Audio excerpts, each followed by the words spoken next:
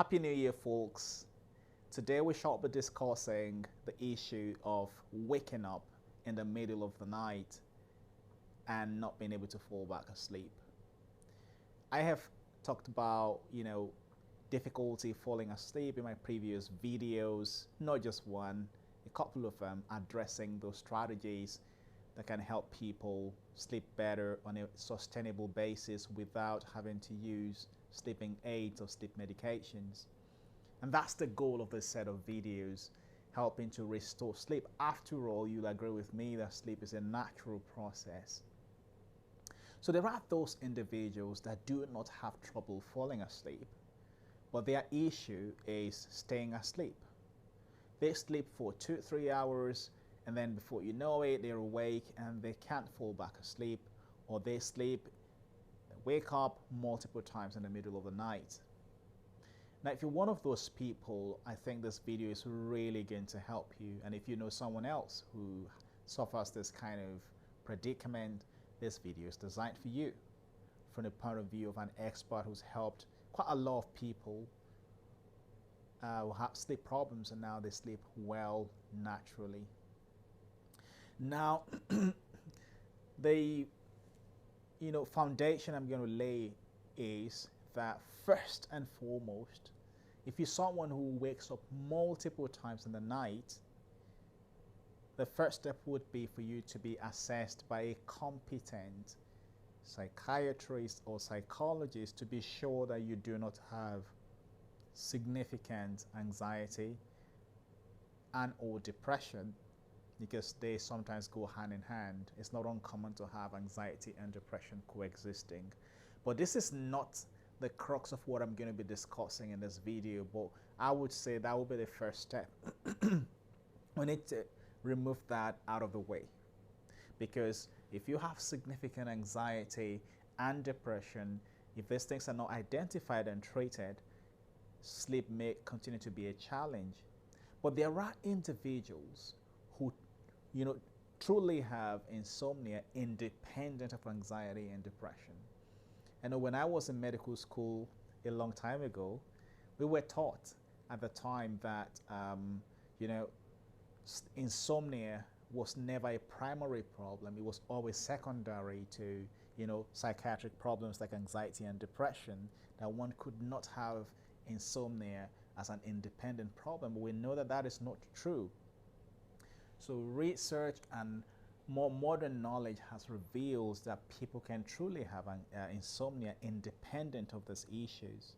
So if you have now seen a psychiatrist or a psychologist and have been cleared that you do not have significant anxiety or depression, that needs to be treated, or you do have them and they have been sufficiently and adequately treated, and yet you have this problem, then you can come to the front of the class.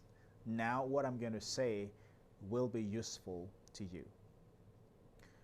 Now, having cleared that, now, how do we address this issue? First and foremost, you need to realize that it's normal, to wake up in the middle of the night for everyone. Nobody has this direct, continuous, unbroken sleep, for 365 days in a year. It doesn't happen. Of course, we all have days when we go to bed, boom, and then we sleep, and then we just wake up in the morning without waking up at all in the middle of the night. That's fine, but this doesn't happen every time. Everybody wakes up once a few times in the night. So it's a normal thing. But people who have insomnia, a lot of them, regardless of where they come from, it's the same mindset. They all think that it's very abnormal and that their sleep is cursed, and so they wake up and they believe, oh, this is a problem, and this problem is unique to them, whereas it's not a problem. We all wake up in the middle of the night. Now, when you wake up, the next set of difference will be, or the next point of difference would be how long it takes you to fall back asleep. So most good sleepers would eventually fall asleep within 10-15 minutes of 10 to 15 minutes of waking up. But then those who have insomnia now, you know, remain awake for a much longer period of time, and that's the problem, or they keep waking up, and that's the problem. Now, how do you handle this situation so that they can improve? The first point is to realize that it is not unique to you. Everyone wakes up in the middle of the night. But what happens is that people fall back asleep quicker. Now, the second thing is you need to resist the temptation of getting frustrated. So when you wake up in the middle of the night, a lot of people get frustrated by it. Oh, I've only slept for 2 hours, I've only slept for 3 hours, and now I'm awake again. Oh, my sleep is doomed. I would never ever be able to sleep well. Oh, I have so much work tomorrow. Why am I awake again? Oh gosh. So you need to resist, that thought process, that thinking pattern. When you're awake and it's been 10 minutes or so, you still can't fall back asleep, you need to now practice this acceptance mentality. That, all right, I'm awake, but at least I have slept for a few hours. I'm grateful for the few hours I've slept for, and hopefully I can get a few more hours. It's normal to wake up, it's not abnormal. So I will be calm, I will be all right. My body knows how to sleep. I will give myself more opportunity. So rather than saying it like, oh, I have just 2 more hours left to sleep before it's morning and I have so much work to do, or I have so little time left to sleep, say it as, oh, I have 2 more hours opportunity to sleep. And even if I don't fall asleep, I will give my body the opportunity to rest. And with that calm state of mind, you're much more likely to fall back asleep than if you agitate yourself by getting frustrated because you're awake. Then number 2 is to resist the temptation of looking at the time. So clock watching actually increases the frustration, and when you're frustrated, then that actually hinders sleep.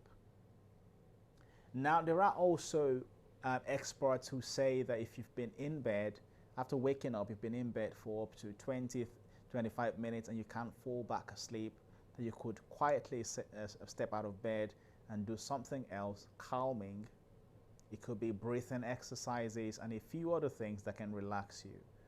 And don't worry at all about sleep wait until you feel sleepy again, and then you go back to bed and give yourself the opportunity to fall back asleep. So instead of getting frustrated, just do something else, or you can even remain in bed and just calm down. Do not worry at all. Even if it's 1 hour that's remaining, no problem. You will give yourself that opportunity to rest. Even if sleep does not come, yes, you're grateful for the sleep you've had, and things are going to improve in the long run. Remember, you would not apply this principle in isolation. You would apply all the other principles I've discussed in my previous videos. So that is it for today, guys. This is how I think we should address waking up multiple times, or in the middle of the night, or waking up and not being able to fall back asleep. So let's apply these principles and see how it helps to turn things around. So do share with your friends or anyone else that you think might be needing this video. So, and these are principles that are tested. I have people very close to me. I have used these principles with them and it worked. I've used it with a lot of my patients, and I continue to use these principles because they truly work. I have a lot of people whose sleeps have improved through the consistent and patient utilization of this principle. So it's a patient game. So you just have to be patient. It's a game of patience. Just be patient. If you've woken up, just wait for sleep to come. Just be calm. Even if it doesn't come, it will come the next time. So you don't have to get frustrated. You don't have to watch the time. And of course, I must add, you don't have to look at your phone or watch videos, because the blue light exposure can also deter sleep. All right, so it's already becoming too long a video, so I'll stop at this point, and If you have questions, feel free to put them in the comment section. Thanks for watching, and I'll see you next time. Once again, I wish you a wonderful 2026.